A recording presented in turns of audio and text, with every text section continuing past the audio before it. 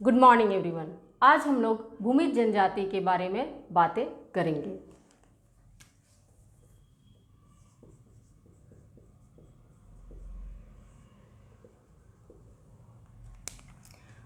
भूमिज शब्द का सीधा अर्थ निकलता है भूमि से जुड़ा।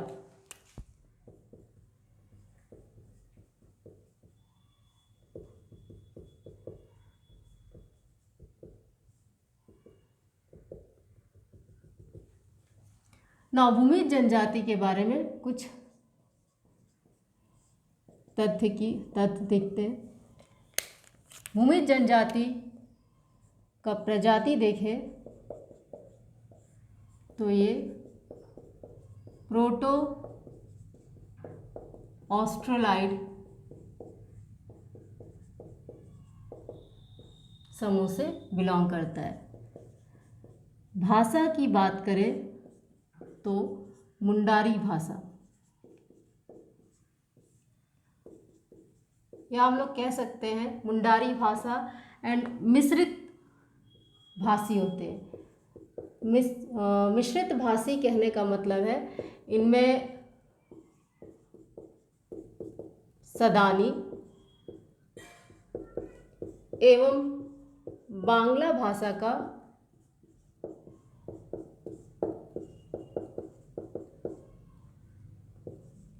प्रभाव स्पष्ट झलकता है। क्लियर? सदानी भाषा कहने का मतलब है नॉन ट्राइबल लैंग्वेज, जनजातीय अदर देन, जो जनजातीय भाषा के अलावा जो भाषा हुआ उसको हम लोग कहते हैं सदानी भाषा। क्लियर? वैसे इसके बारे में डिटेल स्टडी हम लोग बाद में करेंगे ना। भूमिज जनजाति को जनजाति का हिंदू संस्करण कहा जाता है।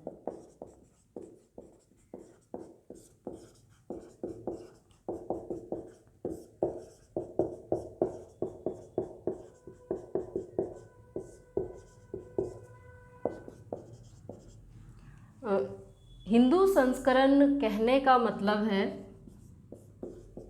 संस्करण कहा जाता है। हिंदू संस्करण कहने का मतलब है कि ये हिंदू के कांटेक्ट में जब आए तो ये पूरा पहले माना जाता था कि भूमिज ट्राइब ये मुंडाओं के ही ग्रुप में आते हैं, उन्हीं के समूह में आते हैं। बट उनसे अलग होकर जब ये अलग हुए और ईस्ट की तरफ ये बसे तो ये हिंदुओं के संपर्क में आए। हिंदुओं के संपर्क में आने की वजह से ये कहा जाता है कि भूमिज जनजाति में हिंदुओं का संस्करण देखा गया है। मतलब वो उनके रिचुअल्स को फॉलो करने लगे, उनके संस्कारों को अपनाने लगे। क्लियर? आगे देखते हैं। घने जंगलों में रहने के कारण मुगल काल में भूमिज को चूहाड़ उपनाम से जाना जाता था। मुगल काल में भूमिज को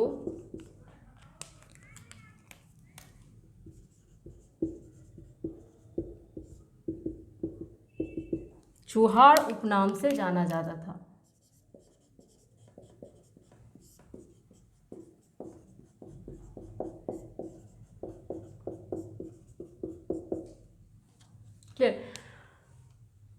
धनबाद में यह जनजाति सरदार के नाम से जानी जाती है। धनबाद जिले में सरदार के नाम से जानी जाती है।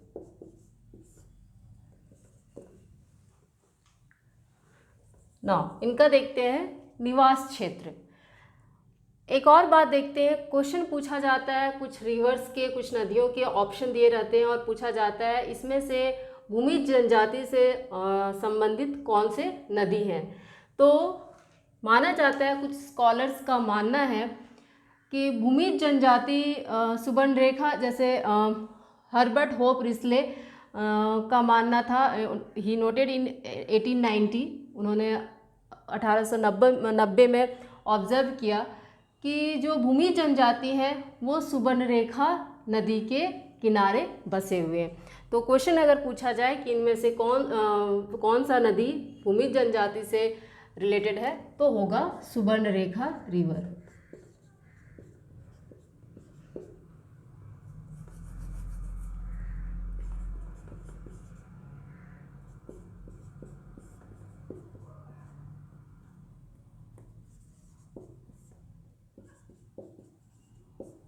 क्लियर,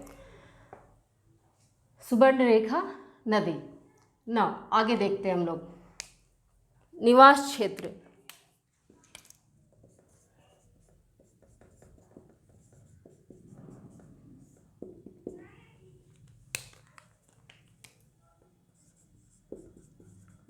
पूर्वी सिंहभूम, पश्चिमी सिंहभूम,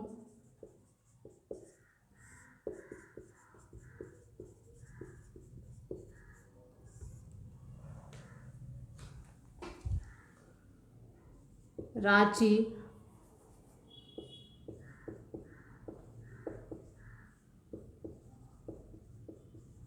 धनबाद, हजारीबाग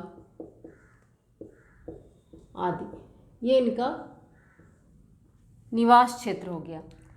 नाउ भूमिज जनजाति की सामाजिक व्यवस्था के बारे में बात करते हैं।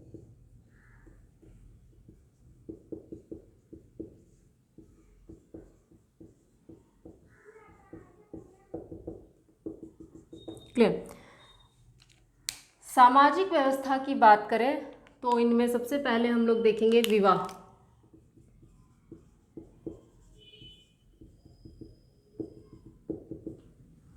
भूमिज जनजाति में जो सर्वाधिक प्रचलित विवाह का सर्वाधिक प्रचलित रूप है वो है आयोजित विवाह।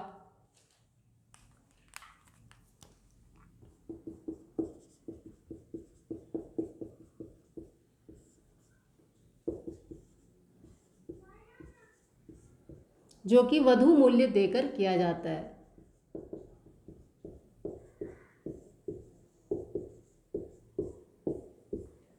क्लियर, आयोजित विवाह। और अन्य विवाह हो गए अपहरण विवाह,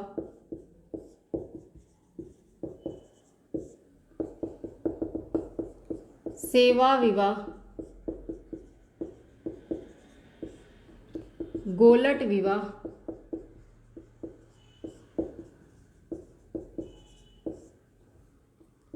राजी खुशी विवाह,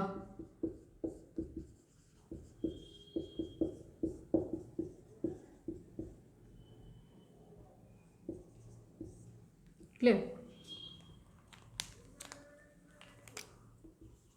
आगे बात करें तो भूमिज जनजाति में तलाक की प्रथा पाई जाती है।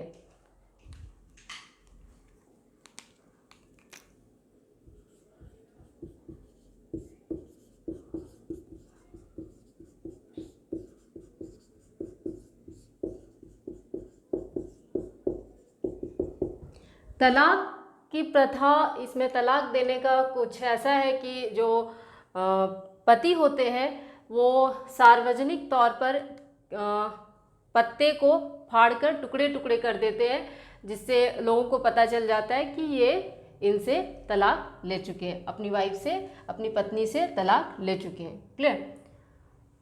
नाउ शासन व्यवस्था।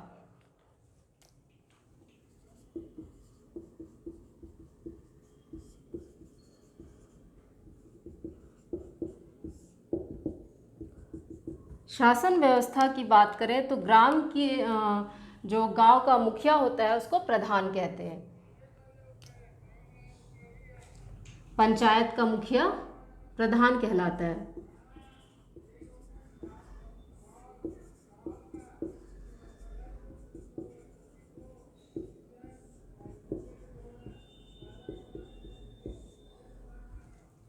क्लियर। यह पद वंशानुगत होता है।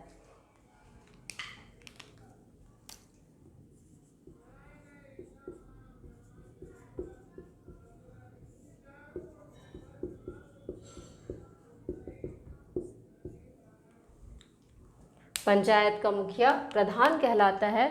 यह पद वंशानुगत होता है। क्लियर। अर्थव्यवस्था की बात करें, इनके आर्थिक क्रियाकलाप की बात करें तो ये मुख्य रूप से कृषक होते हैं।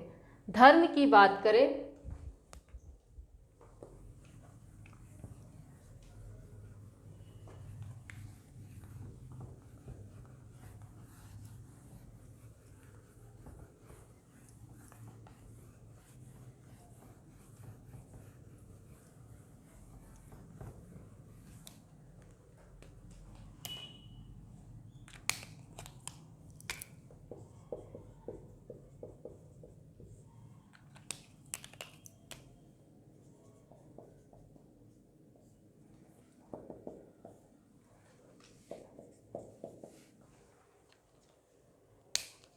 इनके सर्वोच्च देवता ग्राम ठाकुर या गोराई ठाकुर हैं।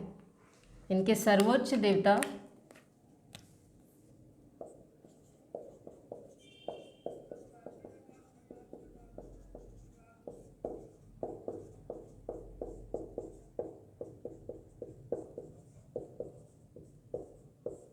और गोराई ठाकुर हैं।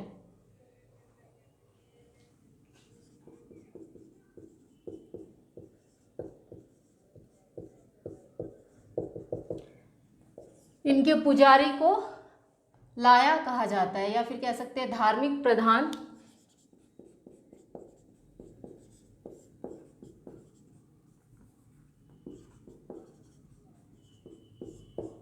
लाया कहलाता है।